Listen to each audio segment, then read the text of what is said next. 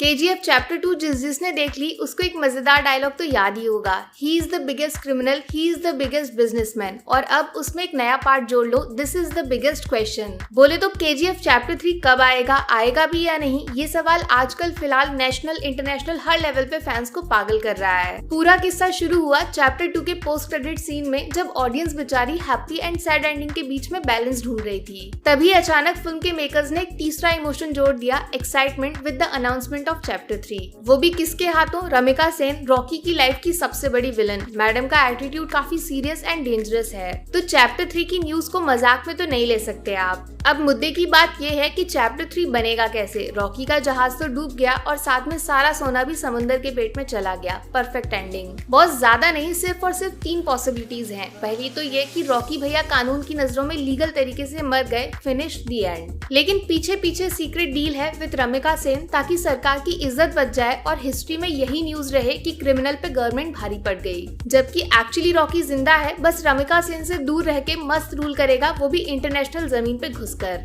क्योंकि देखो, रीना भले ही चली गई और रॉकी की लाइफ खाली हो गई, लेकिन माँ को दिया गया प्रॉमिस सबसे ऊपर है। दुनिया का सबसे शक्तिशाली और अमीर इंसान बनना है, पूरी दुनिया, नॉट ओनली इंडिया। अब दूसरी पॉसिबिलिटी ये भी हो सकती है कि वाकई रॉकी ने सुसाइड कर लिया, उसने अपनी मौत खुद चुनी एंड ही इज नो मोर। तो फाइनली रमिका सेन जीत गई एंड मॉन्स्टर हार गया।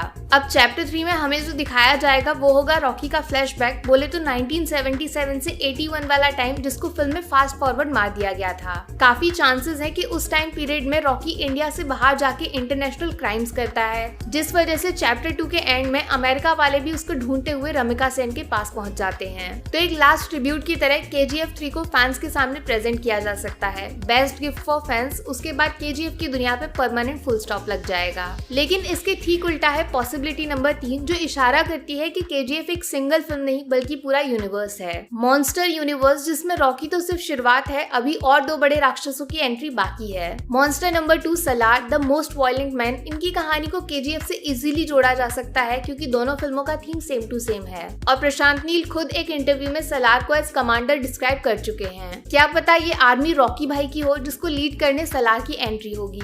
मॉन्स्टर नंबर 3 बगीरा, ये क्रिमिनल नहीं बल्कि क्रिमिनल्स की मौत बन के एंट्री मारेंगे। टैगलाइन को ध्यान से पढ़िए, भाई साहब जंगल को साफ करने आए हैं। बोले तो Rocky plus Salaar versus Bagheera भी देखने को मिल सकता है। The final chapter of KGF universe, जिसमें कौन किस पे भारी पड़ेगा फिलहाल अभी बताना काफी मुश्किल है। अब देखो, जैसा प्रशांत नील का फिल्म मेकिंग स्टाइल है, KGF इतनी जल्दी तो खत्म नहीं होने वाला। ऊपर वाली पॉसिबिलिटीज में से कोई भी सच निकले, लेकिन चैप्टर 3 तो आएगा भैया। ऑफिशियल अपडेट ये है कि सलार की शूटिंग 40% कंप्लीट हो गई है एंड मई के एंड वीक तक हमें फिल्म का टीजर देखने को मिल जाएगा। लेकिन एक बात पे ध्यान दिया आपने, रॉकिंग स्टार यश ने आज की डेट तक अपना लुक चेंज नहीं किया, जबकि एक्टर्स हर नई फिल्म के हिसाब से ट्रांसफॉर्म होते रहते हैं। It's normal. साफ इशारा है कि KGF में एक लास्ट डांस बाकी है उनका। कुछ न्यूज तो ये भी आ रही है कि सलार के तुरंत बाद प्रशांत नील चैप्टर 3 की शूटिंग स्टार्ट कर देंगे, इवन प्री प्रोडक्शन शुरू भी हो गया है। तो भैया इस हिसाब से अंदाजा लगाया जाए तो 2023 में दर्शन होंगे सलार के, और फिर होगी KGF 3 की शूटिंग, तो रिलीज डेट 2024 में फाइनल हो सकती है।